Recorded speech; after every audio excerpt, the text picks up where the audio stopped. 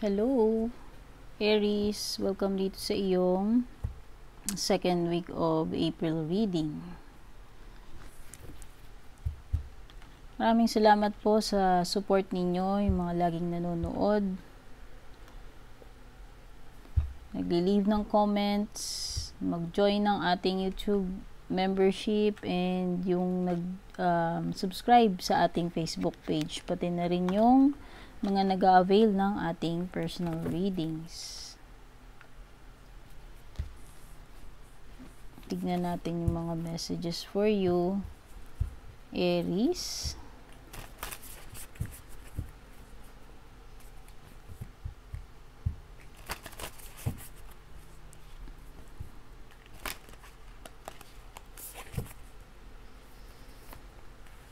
Fertility.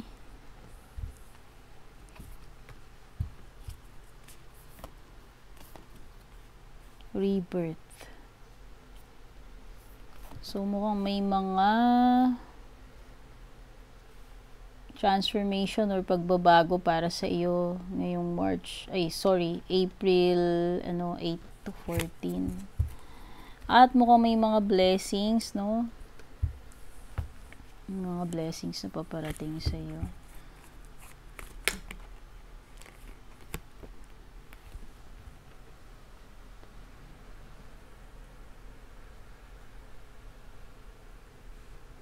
Pag-asyahin natin, ha?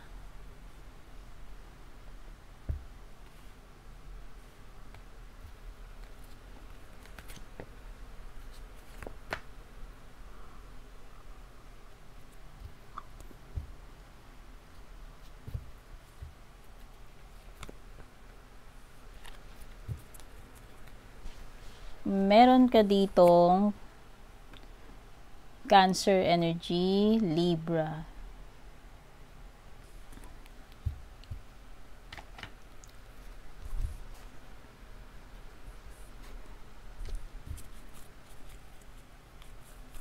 Mukhang marami kang dapat ipagpasalamat ngayong second week, no? You have gratitude. So, pwedeng ito ay mga blessings, no? Or miracles na mangyayari sa iyo ngayong second week, kaya ikaw ay magiging grateful and thankful.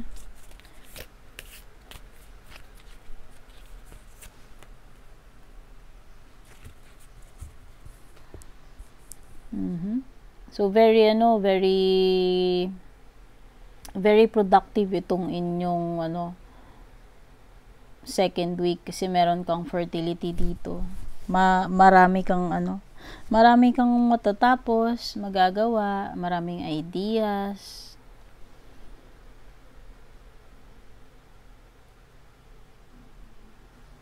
Kumbaga, ganado ka na mag-create kasi meron kang fertility dito. So, parang si parang si Empress card, no?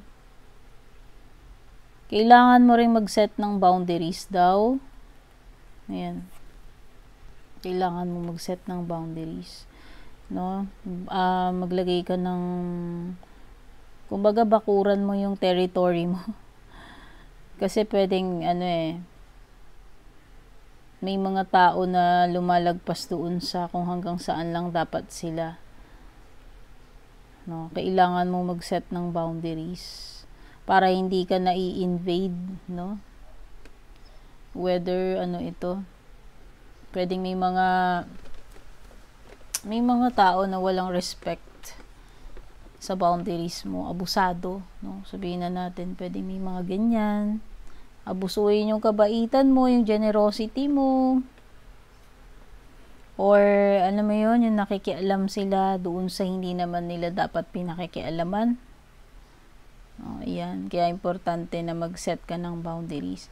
Hindi masamang maging mapagbigay. Kaya lang minsan, pagka, sobrang bait mo, sobrang accommodating mo, generous, sobrang bait, na nila alam mo yon, yung parang namimihasa. So, ayan. Yung sinasabi dito, protectionan mo rin yung sarili mo. Maglagay ka rin ng ng limitasyon, boundaries, no? Judgment, So, kung nakikita ko dito sa judgment mo, parang ina-assess mo, ano na yung progress ngayon na itong project na ginagawa mo, or if you have any personal endeavor na pinagkakaabalahan or pinagugulan ng iyong ng iyong panahon, effort in the past months or years, no? Kasi this is a time of reflection pwedeng may mga pinag-iisipan ka, minumuni-muni, may nare-realize. Kumbaga parang meron kang pagbabalik tanaw dito, pwedeng may mga binabalik tanaw ka ng mga nangyari, and parang nagre-recollect ka. Ano yung mga lessons na natutunan mo dito sa mga experiences na ito, no? So, nakikita ko dito, this is you na, may mga bagay ka na, nare-realize itong second week. Nakikita ko rin dito sa Six of Swords mo na very determined ka na umangat. Yung, yung career mo, or yung situation mo dito, nakikita ko, ayan, lahat gagawin mo kahit mahirap, no?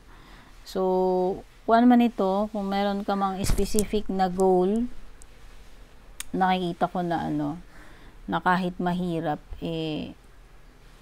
gagawin mo lahat yung best mo, yung kaya mo, para maiangat mo yung sarili mo dito, ma-accomplish mo, ma-reach mo yung goal mo dyan, no? Pwedeng iba sa inyo merong importanteng lakad ngayong second week. O may mga biyahe related sa trabaho or business or iba pang bagay na importante, no? Na kailangan mo pang magbiyahe kasi aasikasuhin mo. Pwedeng iba magkakaroon kayo ng successful outcome sa kung ano yung mga gagawin nyo. So, kung may mga trabaho kayo or personal na projects, nakikita ko na magiging successful with the Chariot, no? Kung may mga lakad kayo, matutuloy. Magiging successful yung mga lakad ninyo. At nakikita ko progress kasi pag sinabi nating Chariot, may may movement. May progress. O pwedeng iba meron ditong yung meron kayong pinag-iisipan kung lilipat kayo, no? Kung lilipat ba kayo ng ibang lugar, tirahan or company. Justice card, so ito si Libra. So pwedeng yun nga, nakakadil mo si Cancer or si Libra, no? Nakikita ko dito is makukuha mo talaga kung ano yung deserve mo, yung mga pinaghirapan mo, aanihin mo yan, no? At ito, magiging very abundant yung mga blessings, kaya nga ikaw ay magiging very grateful dito. Kasi pinagsikapan mo yan with the Six of Swords, pinaghirapan mo. So, deserve mo itong success na ito. Ito nga aanihin mo sa Justice card. So, may mga resulta rito, no? Magagandang resulta. Or, mga magagandang desisyon na papabor sa iyo. Kasi Justice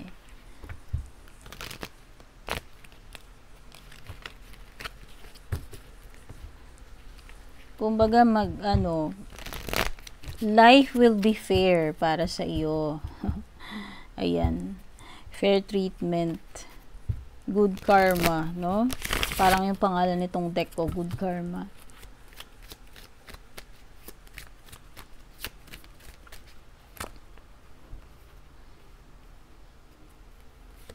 Marriage. Yung iba papasok kayo dito sa marriage. Malalim na commitment. Ayan.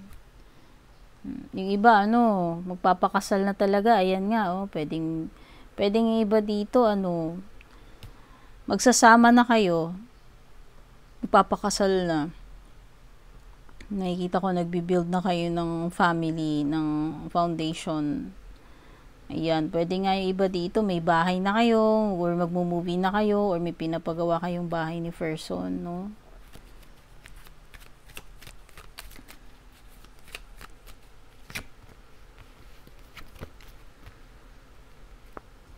Watch your back, pwedeng merong kalaban pagdating dito sa love life mo, ano?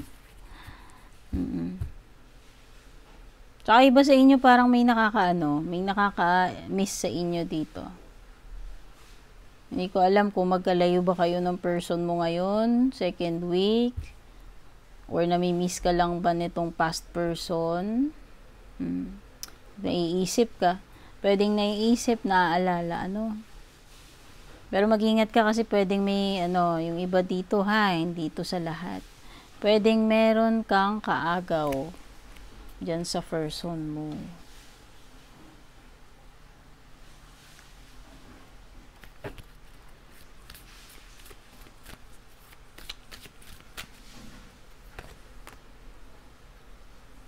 Compassion and kindness. Yun yung closing message mo. Forgiveness. So, pwedeng iba dito kung meron kayong mga taong nakatampuhan, kasamaan ng loob. Sa tingin ko, magiging mare-reconcile kayo. Magkakaroon kayo ng pagkakaayos, pagkakapatawaran ngayong second week ng April. Okay? Jowa man yan, family member, or kung sino man, this person will ask for forgiveness. Okay? And in return, you will show compassion and kindness. Okay, so ito yung mga nakuha ko para sa inyo ngayong second week ng April Aries. Ayan. Take care. Don't forget to like, share, follow, subscribe, and God bless.